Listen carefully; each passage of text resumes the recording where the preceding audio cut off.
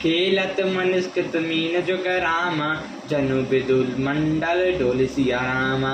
प्रभु श्री रामचंद्र जी को देखकर फिर पृथ्वी की ओर देखती हुई सीता जी के चंचल नेत्र इस प्रकार शोभित हो रहे हैं, मानो चंद्रमंडल की डोल से कमल कामदेव की दो मछलियां खेल रही हों। गिरा अनिल मक पंकज रोकी, प्रगट न लाजे निसाव लोके। लोचन जलुरा लोचन को नाचे, से परम कृपन कर सोना।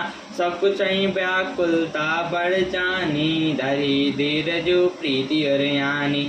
तन मन बचन मोर पनु साचा, रघुपति पद सरोज चितुराचा।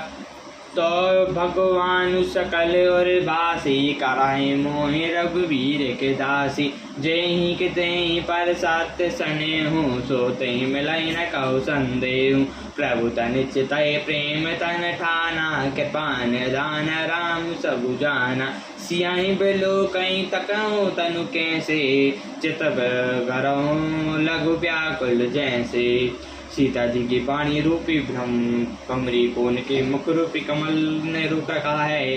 लाज रूपी रात्रि को देखकर वह प्रकट नहीं हो रहा। नेत्रों का जल नेत्रों के कोने में ही रह जाता है, जैसे बड़े भारी कंजूस का सोना कोने में ही गड़ा रह जाता है। अपनी बड़ी हुई व्याकुलता जानकर सीता जी सकजा गई और धीरज धरकर हृदय में विश्वास ले आए कि यदि तन मन और वचन से मेरा प्रण सच्चा है तो रघुनाथ जी के चरण कमलों में मेरा चित्त वास्तव में अनुरक्त है, तो सबके हृदय में निवास करने वाले भगवान मुझे रघु श्रेष्ठ श्री रामचंद्र जी के दासी अवश्य बनाएंगे।